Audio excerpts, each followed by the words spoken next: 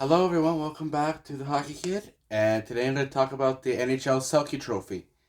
So they announced their top three this year for who's going to win the finalists. So in no particular order, they have Bergeron, Stone, and Barkov as their top three. So I'm going to get into my top six this year, who I thought for this year alone the best two-way defensive forwards in the league. So at number six, I have Anze Kopitar. This year, he played 56 games, 13 goals, 37 assists, 50 points, and was a -7 on a pretty mediocre to bad LA Kings team. He is still the number one center. He is still playing like a number one center. He is still solid defensively, and offensively, he's putting up enough points where he shouldn't be an issue.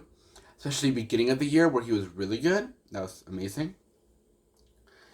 Um, then at number five, I have Philippe Dano, who played 53 games, 5 goals, 19 assists, 24 points, and was a +9 on the year.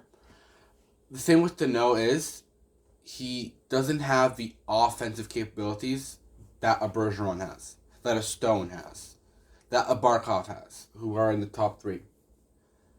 But he is just as good, if not better, defensively as them. I'll say just as good, not to piss off too many people, but he is just as good defensively, and he will win you that important face-off in the offensive or defensive zone. But he can't produce the offense enough, as you can tell by his points, and that's not too far out of the line where his normal points totals are. Um, Now, this is a regular season award, so I can't really talk about the playoffs. But in the playoffs, with the first round against Toronto, he really did shut down Matthews and Marner more than Price did. I'm being brutally honest with that. He did more to prevent Matthews and Marner from scoring than Price did. That's just from what I saw, and I saw every single game. Every minute, every single game. He did more than Price did for that. Price was fantastic, don't get me wrong, but Dano did better for doing his job. He did his job well. He won the faceoffs. He shut down them, and that's what's important for a defensive center like what he is. He shouldn't be first line. Probably second to third line center is perfect for him. When Montreal gets better, if they re-sign him, you can have Suzuki, Kotkaniemi, and Dano as your 1, 2, 3 down the middle. That's really good. So I'll move on to number four. This is probably a little controversial, but I have Barkov on number four. Yeah, I thought he had a really good season. I don't know how good I don't think he was that good defensively. And this is a defensive award. He played 50 games. He had 26 goals, 32 assists, and 58 points rather, and was a +12, which isn't. He's just good, but not that good. Which is ironic because I'm saying that was really good. Maybe that's just my bias, but it's probably not. Um, he is overall a generally underrated player, but he's not as underrated as he used to be because we know what he can be now, what he is, and he's a fantastic two-way center. And only one of these players is not a center on this list, which is really common. When you look at the Selke trophies overall, and I'll get into that over here, but they're centers. Centers are usually the ones that do all that sort of work. And Barkov fits that perfectly. He'll definitely get a Selke trophy at some point in his career. I don't think this is the year where he gets it. He might have been snubbed last year, a couple years ago. But this year, I don't think it's the year. But he will get one eventually. He is that good. He's going to be that good. He is that good. Simple as that, flat out. So at number three, this is more of an opinion based one than fact, even though it is backed by fact. And I think at number three, who should have been in the top three, is Joel Eriksson from Minnesota. Man, he is so good defensively, and he can put the puck at the back of the net too. This is his breakout year where he showed how good he can be, how good he truly is. And he's fantastic. He genuinely is fantastic. Um, this year he played every game in 56 games, 19 goals, 11 assists, 30 points, and was a plus 16 on the year. So his offensive isn't as good as Stone, Bergeron, or Barkov, but he's like with the his defense is just as good, and he's one of the youngest on this list. He's the youngest. So he's just coming into his own. He's coming into his prime. And now that Minnesota has Kaprizov, and they're gonna get Boldy and Rossi, he may slot down to the number 3 center. But that's nothing bad about being a number 3 centerman, because he'll be your shutdown center. Your center that'll just, when you're up 2-1 in a game, and you don't want to get that tying goal, you put him on the ice, he'll shut the game down. That's what he does. That's what he's doing. That's what he's gonna do. So even though a couple years ago he was seen as maybe a bit of a bust, but he's not. He is a perfect number 2 centerman. Shut down number 2 centerman on your shutdown line. So at number 2 I have Patrice Bergeron, who is at 35 or 36, whatever how old he is, still amazing. And it's a shocker how in how deep that 2003 draft he slipped in a second round when he's probably a top 10 pick when you do it again in that deep draft.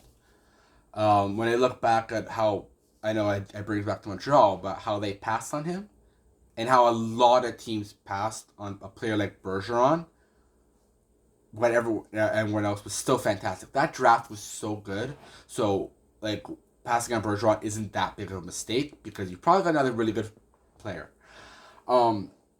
So back to this year, Bergeron had played 54 games. He had 23 goals, 25 assists, 48 points, and was a plus 27.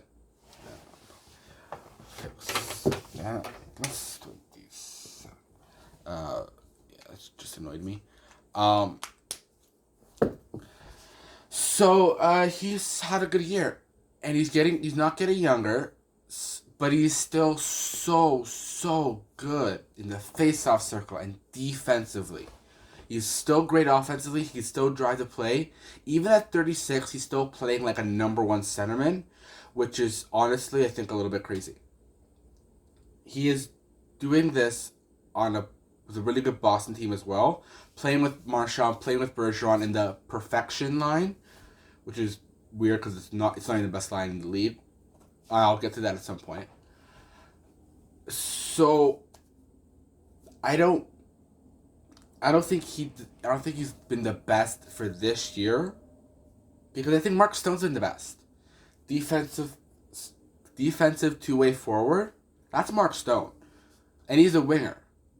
If you think of the best, not overall, but for this year, 2-way forward, it's Stone.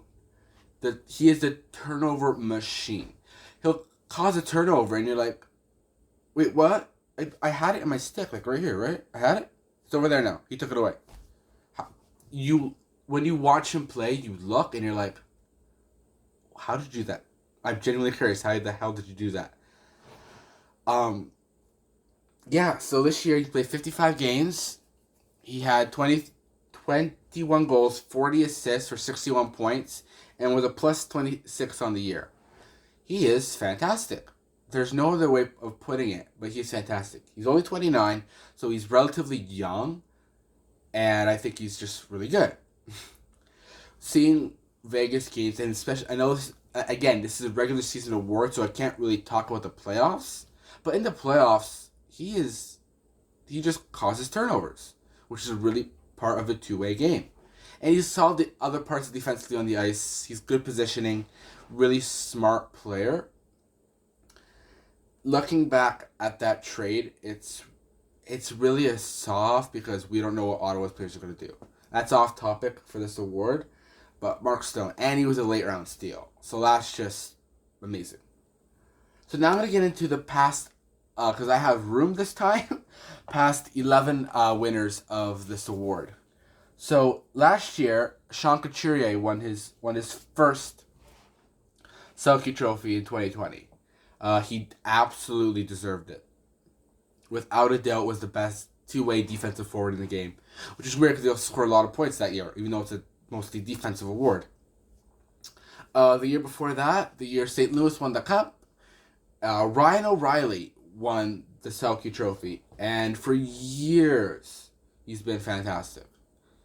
And he finally got it in 2019, and he is regarded as one of the best. Now this year, Couturier and O'Reilly didn't have the best seasons in my opinion, so that's why I have them in an honorable mentions for Couturier and O'Reilly. They'd probably be 7 and 8 on my list if I went below it. You can't see on the camera, but if I went below, I put in that order Couturier, O'Reilly for this year alone. Not overall. That I'll get to another list on that at some point. So in 2018, Anze Kopitar won his second Selke Trophy in 2018, where I believe that was the year he put up 92 points, which is weird because it's a defensive award. And for some reason, if you score a lot of points and you're not completely hot garbage defensively, you'll win this award, which is exactly what Stone is. Exactly what Barkov is. In 2017, Bergeron won the award. He hasn't won it in 4 years, but he's been nominated for 5 out of the. Then it was 10 years he's been nominated now in a row, something like that. I believe it's 10 years he's been nominated for this award. In 2016, Kopitar won his first. 2015, that went to Bergeron. 2014, Bergeron.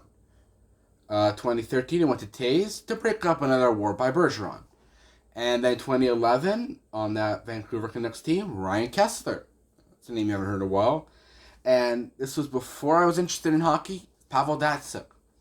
When I watched hockey, I never see him in his prime. In his prime, I've heard he's a very good player. I can't comment because I haven't seen it, personally. So yeah, this is my take on the Selke Trophy for this year and overall. I would love to hear your comments in the comment section below. Please like and subscribe. Hit the bell notification so you never miss a new upload. Thank you for watching, and I hope to see you all again soon.